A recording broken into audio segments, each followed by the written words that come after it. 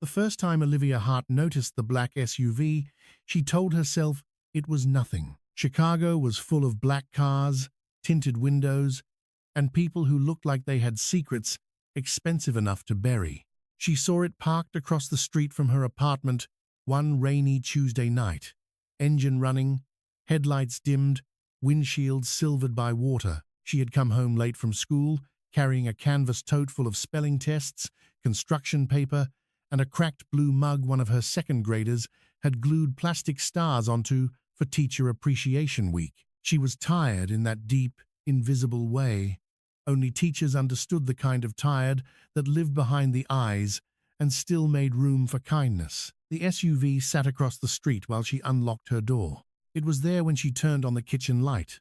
It was still there when she pulled the curtains shut. By morning, it was gone. She forgot about it, or tried to. But the next evening, at exactly 9:43, the same SUV returned. Then again the next night. Then outside her school. Then across from the little coffee shop where she bought a cinnamon latte every Friday. Then 2 blocks behind her when she walked home under a grey sky. At first, Olivia convinced herself she was paranoid. A single woman living alone learned to make excuses because fear was exhausting. Maybe it was a parent. Maybe it was a neighbor. Maybe it was someone who worked nights. Then the gifts began. Not romantic gifts, not roses wrapped in velvet ribbon, useful things.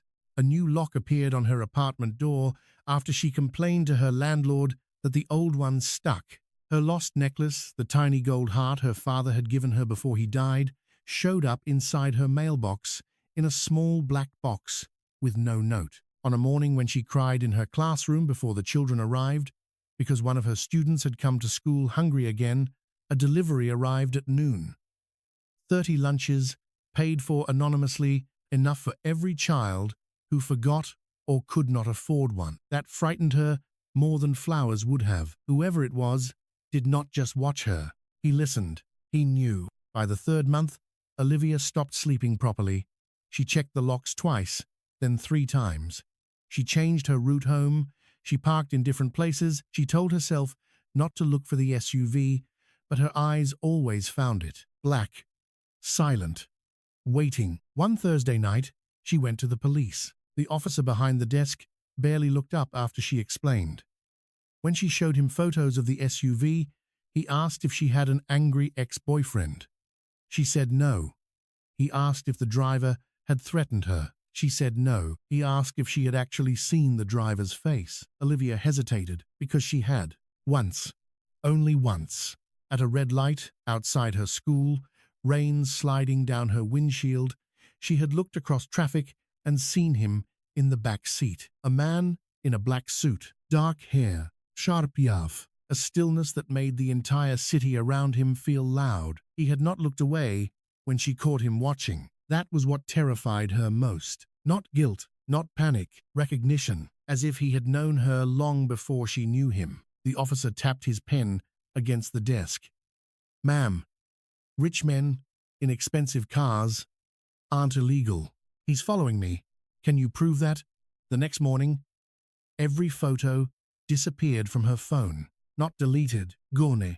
Her cloud backup was empty. The coffee shop cameras from the week before had malfunctioned. The school security footage had been overwritten. Her landlord suddenly claimed he had personally ordered the new lock and forgotten to tell her. And Mrs. Alvarez from across the hall, who had once whispered, "That car is always there, honey," now refused to meet Olivia's eyes. That was when Olivia stopped feeling scared and started feeling hunted. The name came to her by accident. A parent at school, Mr. Callahan, father of a quiet little boy named Miles, stood in the hallway after dismissal, staring through the glass doors at the street. His face went pale. Olivia followed his gaze. The SUV was there. When she turned back, Mr. Callahan had already stepped away. "You know who that is?" Olivia said. He shook his head too quickly. "No, please." His eyes flicked toward the car again. "Miss Hart, don't ask questions about that man." "What man?" He swallowed, then whispered one name.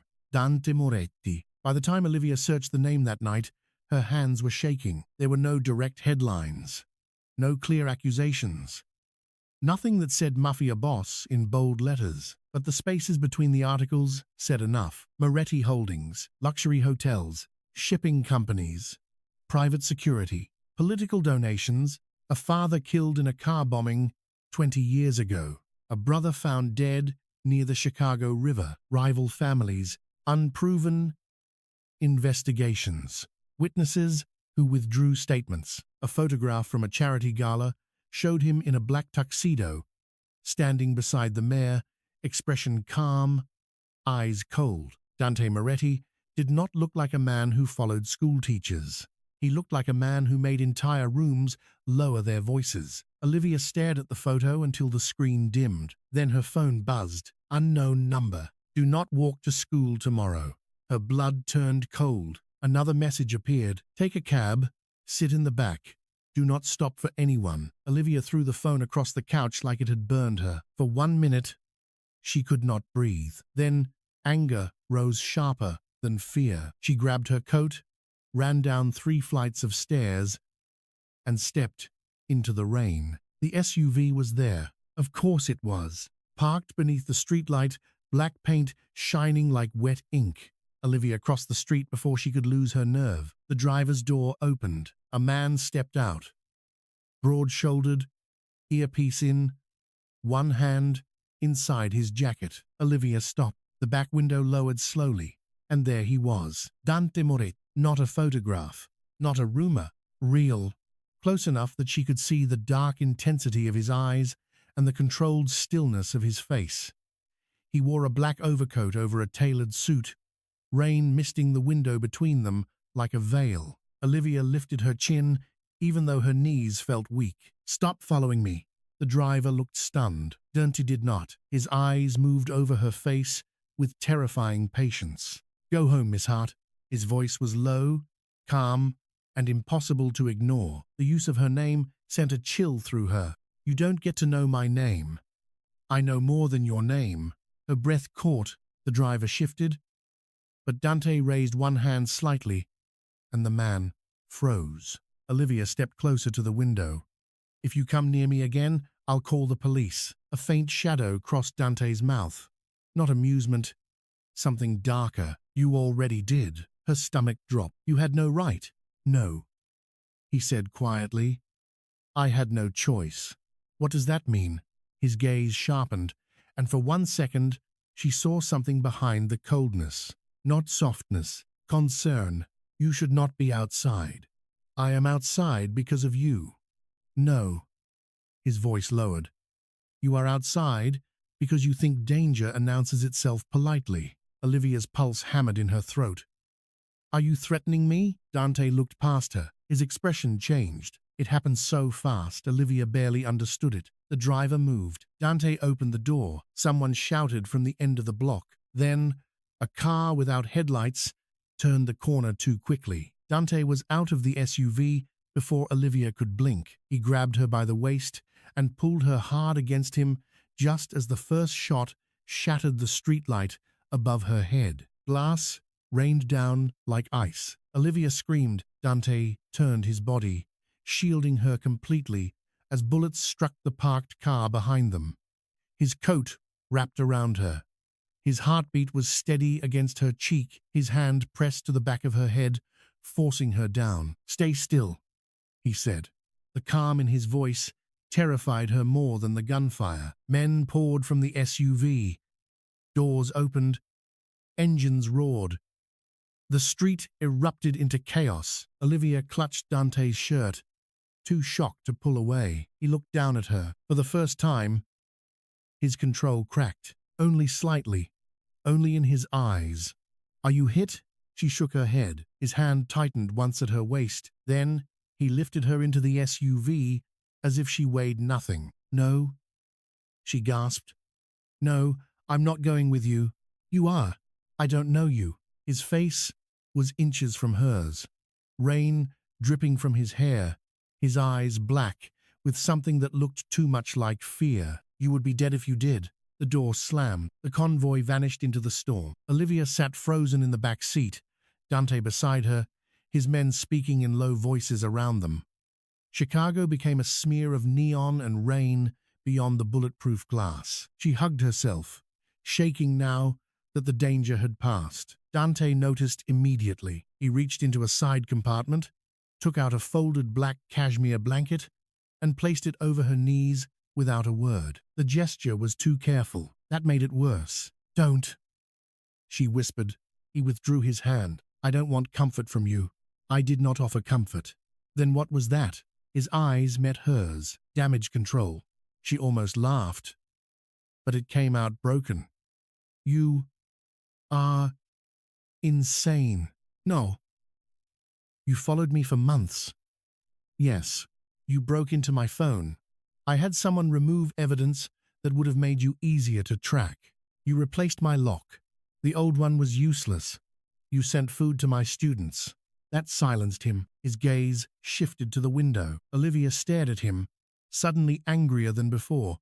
"Why?" His jaw tightened. "Because the boy in the blue jacket had not eaten in 2 days." Her heart twisted before she could stop it. "You knew that. I know everything that happens near you. That is not romantic. That is horrifying." His eyes returned to hers, cold again. "Good. Be horrified. It will keep you careful." The SUV turned off the main road toward the lake. Olivia pressed herself against the door.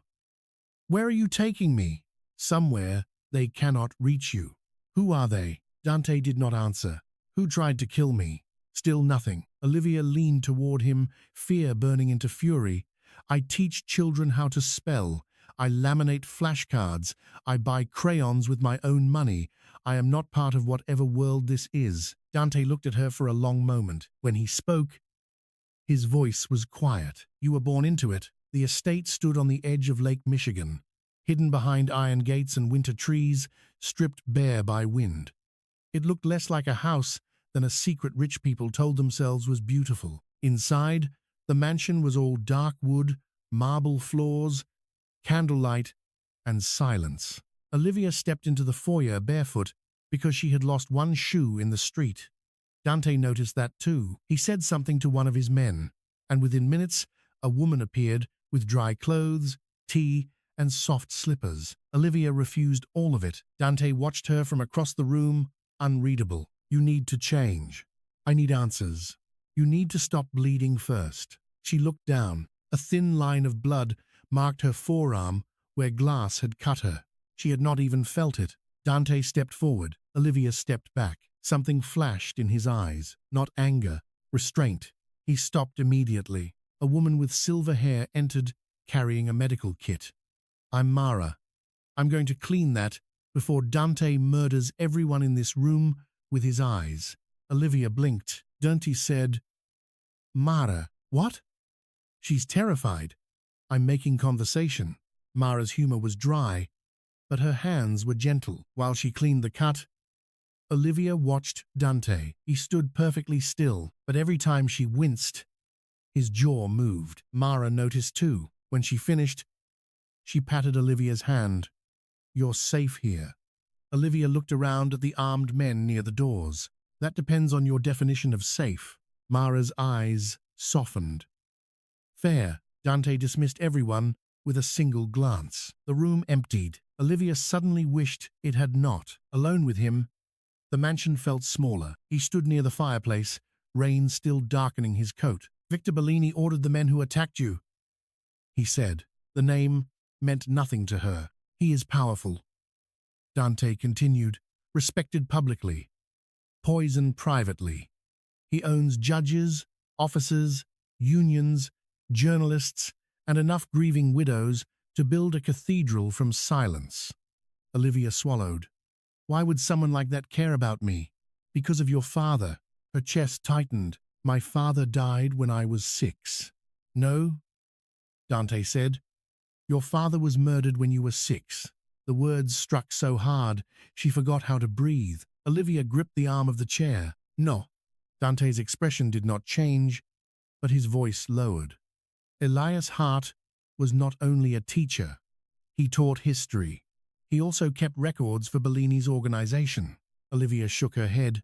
"My father was a good man. Yes, Dante said it with absolute certainty. That made her look at him. He tried to expose Bellini, Dante said. He stole a ledger, names, accounts, murders, bribes, enough to destroy him. Olivia felt cold all over. Why are you telling me this now? Because Bellini believes your father hid the ledger with you. A strange laugh escaped her. I was a child. Children are excellent hiding places. No one thinks to search their memories. The room blurred, her father's hands tying her shoes, his voice reading to her, the gold heart necklace he gave her the week before the accident, her mother crying in the kitchen when she thought Olivia was asleep. You're lying. I wish I were. Don't say that like you care. Something hardened in his face. I care more than you can afford.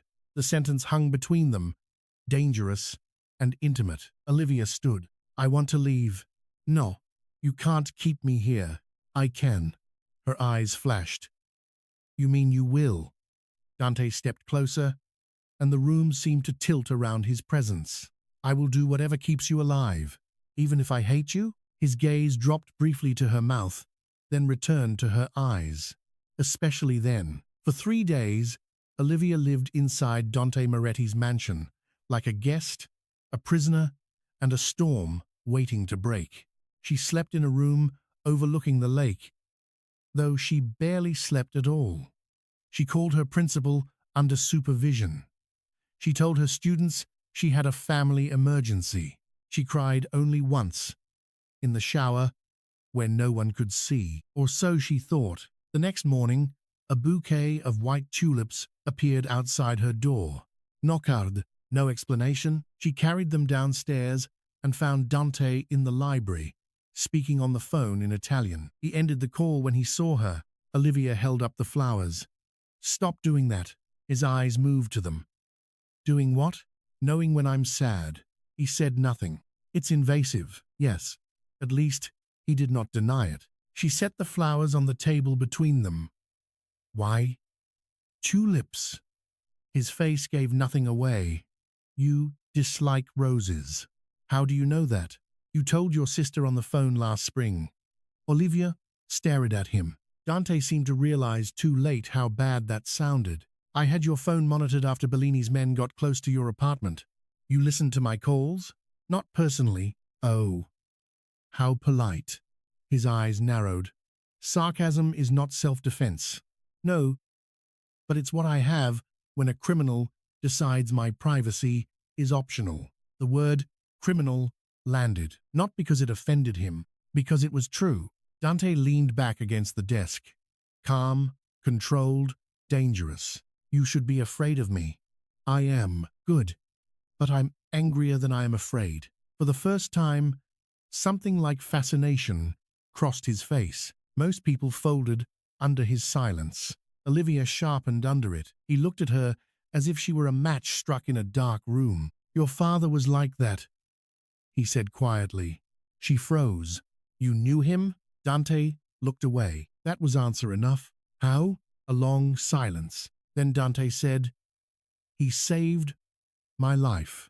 Olivia sat down slowly. The fire cracked behind them. Dante did not move, but the past entered the room like a ghost. I was 17, he said. My father had made a deal with Bellini. My brother and I were supposed to die in an alley near the docks. Your father found us before Bellini's men finished the job. His voice remained calm, but Olivia heard the control it cost him. My brother was already gone. I was not. Elias hid me in the back of his car and drove through 3 police checkpoints with me, bleeding under a blanket. Olivia's throat tightened. My father did that? He did more than that.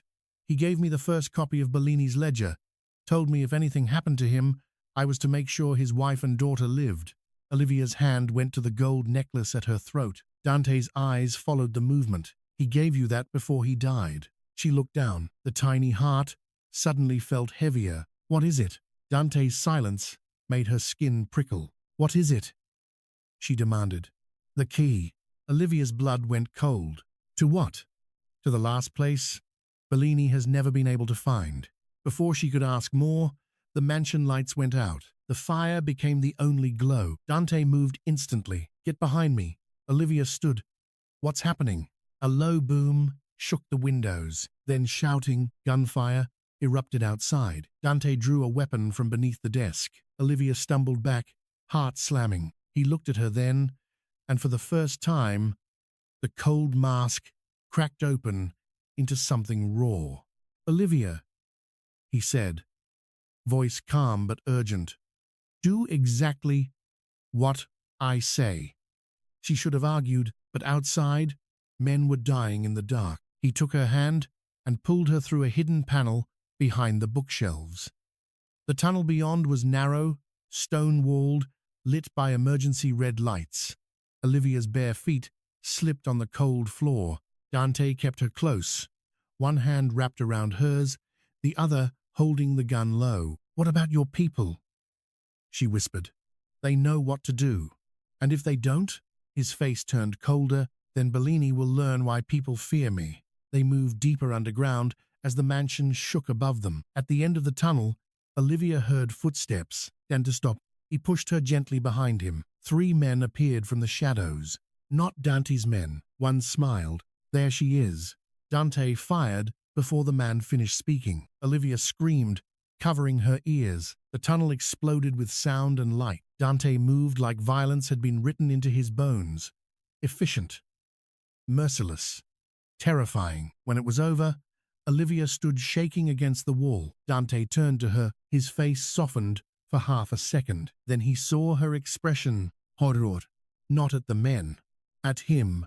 Something closed in his eyes. "I told you to stay behind me." Olivia's voice trembled. "You killed them. They came for you. You killed them like it was nothing." "It was not nothing." "Then why do you look like that?" His jaw tightened. "Like what?" "Like you're used to it." The silence after that was worse than any answer. At the underground garage, Dante opened the door of another SUV. Olivia did not move. Rain hammered the concrete outside. He looked back at her. "Get in." "No." "Olivia." "No." Her voice broke. "I don't know whether you're saving me or dragging me deeper into hell." For a moment, only Rain spoke. Then Dante stepped closer, slow enough not to frighten her more. "You are in hell," he said quietly. "I am the thing standing between you and the fire." She hated that the words made sense. Hated that, after what she had seen, some part of her still believed him. She got in. The remote lakeside estate was not on any map. It sat hours north of the city, surrounded by dark pines and a frozen shoreline, built from stone and glass, beautiful in the way lonely things were beautiful. There were fewer guards, more silence, no internet, no television, no phones, unless Dante allowed them. Olivia hated it. Then she found the room. It was behind a locked door at the end of the east wing. She discovered it on the 4th night after hearing music, faint and old, drifting through the hallway. The door was open. Inside were shelves of files, photographs, maps, newspaper clippings, and on the far wall, dozens of pictures of her. Olivia at college. Olivia outside her first classroom. Olivia walking under spring rain. Olivia laughing with her sister. Olivia crying at her mother's grave. The world tilted violently. She backed away, hand over her mouth. Dante appeared behind her. His face changed when he saw the open door. "You weren't supposed to see this." The words snapped something inside her. Olivia turned and slapped him hard. His head turned with the force of it. He did not stop her. He did not defend himself. "That's what you say?" Her voice shook with rage. "You kept a shrine of my life in a locked room? It was surveillance. That is not better. It kept you alive. You watched me grieve my mother?" His eyes darkened. "Yes. You watched me grow up? I had people watch from a distance. You watched me become a woman, become a teacher, live my life, and you never once thought I deserved to know?" Dante's control fractured. "I thought you deserved a life untouched by me." She laughed through tears. "You were everywhere." "Yes." His voice dropped. "And never close enough." The confession silenced her. Dante looked almost angry at himself for saying it. Olivia stepped back. You don't get to make that sound romantic? It isn't. Then what is it? His eyes held hers, black and burning. Punishment. The word landed softly, devastatingly. I failed your father. I failed your mother. I failed my brother. And every year you lived, I told myself one more year was enough. One more birthday. One more Christmas. One more first day of school. Then I would disappear. His voice roughened, but Bellini kept moving closer. And I kept staying. Olivia's anger faltered, not gone, but wounded by the truth underneath his. Dante stepped toward the wall of photographs and began tearing them down. On a B1, hard, fast, like each image cut him. What are you doing? Destroying what hurts you. You can't destroy what happened. He stopped. A photo of Olivia, at 22, trembled in his hand. No, he said quietly. I know. For the first time, she saw him clearly. Not innocent, never innocent, but not simple either. Dante Moretti was a man made of debts he could never repay. And somehow, Olivia had become the only debt he did not want to erase. The necklace opened at midnight, not magically, not easily. Mara arrived with equipment, old files, and the grim expression of someone who had been expecting this day for years. The tiny gold heart contained a micro key embedded in the hinge. What's inside? Olivia asked. Dante stood by the window, watching the lake. The original ledger, your father's full testimony, and something Bellini wants even more. What? Mara hesitated. Dante answered, without turning. Proof that Bellini's legitimate son is not his heir. Olivia frowned. What does that mean? It means Bellini murdered your father to protect not only his empire, but his bloodline. Mara set a photograph on the table. A young woman, beautiful, dark-haired, holding a newborn. Olivia's breath caught. My mother? Dante turned. Olivia picked up the picture with trembling hands. Why is my mother holding a baby? Mara's voice softened. Because before she married Elias Hart, she worked as a nurse for the Bellini family. The room went silent. Olivia felt the truth before anyone said it. No. Dante's face was stone. Mara continued gently. Victor Bellini had an affair with her. She gave birth to a child, a daughter. Bellini tried to take the baby. Elias helped her disappear. Olivia's chest tightened until breathing hurt. That baby was me? Dante did not answer. He did not have to. The world broke open. Victor Bellini was not just hunting her because of evidence. He was hunting her because she was his blood, his hidden daughter, his stolen heir, his greatest scandal, his greatest threat. Olivia stood so suddenly, the chair hit the floor. No. My father was Elias Hart. Yes, Dante said immediately. He was. But Bellini gave you blood. Nothing else. Her eyes filled. Dante moved as if to reach for her. Stopped. His hand curled into a fist at his side. Olivia saw the restraint. Felt it. Hated that she wanted him to cross the distance. Why didn't you tell me? I did not know until last year. And you still said nothing. Because what would it have done except destroy you? She looked at him through tears. And who gave you the right to decide when I break? That cut him. She saw it. Good. She wanted it to hurt. But when she walked past him, he did not stop her. That night, Olivia left the estate. Not alone. She was not stupid. She stole one of Mara's phones, called the only person she thought she could still trust, Detective Aaron Vale, the officer who had once taken her stalking report seriously after hours, quietly giving her his card when his partner dismissed her. He picked her up at a gas station 20 miles away. He wore a wool coat and concern well enough to fool her for the first 10 minutes. You did the right thing, Aaron said, as they drove through the dark. Moretti is dangerous. Olivia watched rain trail down the passenger window. So is everyone else. He smiled faintly. That was when she knew. It was too small, too satisfied. Her pulse changed. You work for Bellini, she whispered. Aaron's smile faded. I tried to make this easy. Olivia grabbed the door handle, but the locks clicked. Aaron sighed. You should have stayed with the monster who loved you. At least he would have made it quick for anyone who touched you. The car turned onto a private road, leading toward an abandoned hotel on the shore. Olivia did not scream. She went still. That was something Dante had taught her without meaning to. Panic, wasted movement. Fear could be sharpened. When Aaron parked, two men opened her door.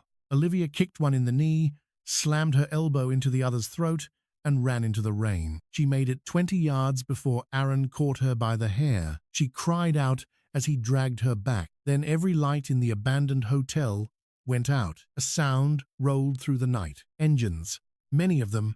Aaron froze. Black SUVs emerged from the fog one by one, headlights cutting through rain like judgment. At the center, a door opened. Dante stepped out. No umbrella, no hurry. Black coat, moving in the storm. His face was calm. That was the most terrifying part. Aaron pressed a gun to Olivia's side. Dante's eyes dropped to the weapon, then to Olivia's face. Something ancient and violent moved behind his expression. I told you, Aaron shouted, voice shaking. One more step, and she dies. Dante stopped. Rain slid down his face. Olivia could barely breathe. For the first time, she understood why men feared him. Not because he shouted, because he did not need to. Aaron, Dante said quietly, you have 5 seconds to remove your hand from her. Aaron laughed nervously. You think I'm scared of you? No, Dante said. I think you're scared of Bellini. That is why you still believe death is negotiable. Olivia's eyes locked on Dante's. There was no softness there. Not now. Only promise. Then Dante looked at her, and the promise changed. His voice lowered. Close your eyes. She did. The sound that followed was chaos. Gunfire. Shouting. Glass breaking. A body hitting wet pavement. Someone pulled her away from Aaron. Olivia opened her eyes to Dante's arms around her. He was holding her too tightly, like the world had almost taken something he could no longer pretend not to need. You left, he said. His voice was controlled, but barely. You lied.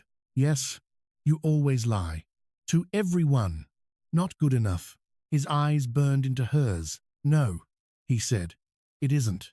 Then he lowered his forehead to hers in the rain, just for 1 second, as if his body had betrayed him before his pride could stop it. Olivia did not move away. Neither of them spoke about it afterward. That made it louder. By dawn, Dante was at war. Not the quiet kind waged through lawyers and bank accounts. Real war. Bellini's warehouses burned. His judges turned on him. His accounts disappeared. His men vanished. But Dante did not kill Victor Bellini. Not yet, because Olivia asked him not to. I want him exposed, she said inside the lakeside estate, wrapped in a blanket, eyes red but steady.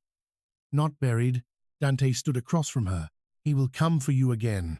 Then we make sure the whole world is watching when he does. It was a reckless plan, a dangerous plan, a very Olivia plan. They would attend Bellini's annual charity gala in downtown Chicago, where half the city's elite gathered to praise a monster in a tuxedo. Mara would leak financial records, Olivia would reveal who she was, the ledger would go public, Dante would protect her. You hate this? Olivia said. Dante adjusted his cufflinks. I hate anything that places you in a room with men who want you dead. But you're letting me choose. His eyes lifted to hers. I am learning. The words were quiet. They struck deeper than any confession. At the gala, Olivia wore black, not because Dante chose it, because she did. The dress was elegant, simple, sleeved, strong. Her hair fell in dark waves over one shoulder. The gold heart necklace rested at her throat. When she stepped out of the car, cameras flashed. Dante emerged behind her. The crowd changed. Whispers became silence. He did not touch her. He did not claim her. He simply walked half a step behind, close enough to kill for her, far enough to let the world see she was not owned. Olivia noticed. So did everyone else. Inside the ballroom, Victor Bellini smiled like a saint. Silver hair, warm eyes, a hand extended toward charity donors. He looked nothing like the monster from Dante's stories. That was the horror. Evil did not always enter covered in blood. Sometimes it wore cufflinks and gave speeches about children. When Bellini saw Olivia, his smile froze, only for a second, but Dante saw it. Olivia felt him shift behind her, not touching. Ready. Bellini approached. "Miss Hart," he said, voice smooth. "I have heard so much about you." Olivia's fingers curled around the necklace. "I wish I could say the same." His eyes flickered. Dante's mouth almost moved. Almost. Bellini looked at him. "Moretti. Still playing bodyguard?" Dante's voice was calm enough to chill the air. "Still hiding behind Charity?" The men around them went silent. Bellini smiled wider. "Careful. This is a public event." "Yes," Olivia said. Both men looked at her. She stepped past Dante. To his credit, he let her. She walked onto the stage during Bellini's speech, heart pounding so hard she could hear it in her ears. The room murmured, cameras turned, Bellini's face darkened. Olivia took the microphone. "My name is Olivia Hart," she said. "For most of my life, I believed my father died in an accident." Dante stood at the edge of the stage, eyes never leaving her. She continued, "I believed my mother died of grief. I believed I was ordinary, a teacher, a daughter of no one powerful." Bellini moved toward the stairs. Dante stepped into his path. Olivia lifted the gold necklace. But secrets do not stay buried forever. Behind her, the screens lit up. Names, accounts, payments, deaths, photos. Elias Hart's testimony, Bellini's signature. The ballroom erupted. Reporters shouted. Politicians tried to leave. Doors locked. Mara's work. Olivia's voice shook once, then steadied. "Victor Bellini murdered my father because he tried to expose him. He murdered my mother because she protected me. And he has hunted me because I am the daughter he could not control." Gasps rippled through the room. Bellini's mask broke. His hand went inside his jacket. Dante moved. The shot rang out before anyone screamed. Olivia felt herself fall, but there was no pain. Only Dante's body against hers. He had taken the bullet. Of course he had. They hit the stage together. Chaos exploded around them. Olivia's hands flew to his chest. Blood spread beneath her fingers. "No. No. Don't you?" His face was pale, but his eyes found hers. "You're alive, you idiot." A faint, broken breath that almost became a laugh left him. "I've been called worse." Tears blurred her vision. "Stay with me." His hand lifted, trembling, and touched the necklace at her throat. "Your father kept his promise," he whispered. "No." Olivia pressed harder against the wound. "You did." Bellini tried to escape through the service entrance. He did not make it. Police arrested him outside, beneath a storm of cameras, his empire exposed live before the city he had owned. But Olivia did not see it. She was in the ambulance, holding Dante's hand while he fought to stay conscious. For once, the feared man did not look powerful. He looked human, and that frightened her more than anything. At the hospital, no one dared tell Dante's men to leave. They filled the hallway in black suits and silence. Mara sat beside Olivia, both women stained with Dante's blood. "He'll survive," Mara said. It sounded like a threat to God. Olivia stared through the glass at Dante, lying unconscious beneath white sheets. "I thought he was stalking me." Mara's smile was sad. "He was never good at normal." Olivia laughed once, but it broke into tears. When Dante woke 20 hours later, she was beside him. His eyes opened slowly, found her. Relief moved through them before pain did. "You stayed," he rasped. Olivia leaned forward. "You followed me for months. I figured I could sit in one chair." His mouth twitched, then his expression sobered. "Bellini, alive. Arrested, humiliated. Good. I asked them not to let you murder him from the hospital bed. Unreasonable." She smiled through tears. Then silence fell, the kind that held everything. Dante looked at her hand, resting near his. "I should let you go now," he said. Olivia's chest tightened. "Is that what you want?" "No." The honesty was immediate, raw. "Then why say it?" "Because loving me will cost you peace." Olivia studied him, the man who had watched from shadows, lied to protect her, killed for her, bled for her, learned slowly and painfully that love was not control. "You don't get to decide what I can survive," she said. His eyes darkened. "No. And you don't get to protect me by disappearing?" His throat moved. "No." She took his hand. This time, he did not freeze. He held on like he had been falling for years and had finally found something real. Weeks later, Olivia returned to her classroom. There were new locks on the doors, though this time she had approved them. There were security cameras, though this time she knew where they were. There were flowers on her desk, though this time there was a card, not anonymous. D. She rolled her eyes when she saw it, then smiled. Outside, the city was different. Bellini's trial consumed every headline. Judges resigned. Officers were arrested. Politicians denied, knowing him in the same voices they had once used to praise him. Dante Moretti remained feared. But now, when people whispered his name, they also whispered hers. The teacher, the hidden daughter, the woman who made a mafia boss kneel on a blood-stained stage and choose life over revenge. One evening, as snow began to fall over Chicago, Olivia found the black SUV parked outside her school. For a moment, she stood still. Old fear touched her. Then, the back door opened. Dante stepped out slowly, still recovering, black coat over his suit, scar hidden beneath expensive fabric. No bodyguards came close. No one spoke. He looked at her across the snowy sidewalk. "Is this stalking?" she asked. His eyes warmed slightly. "I was told to wait outside." "By who?" "You.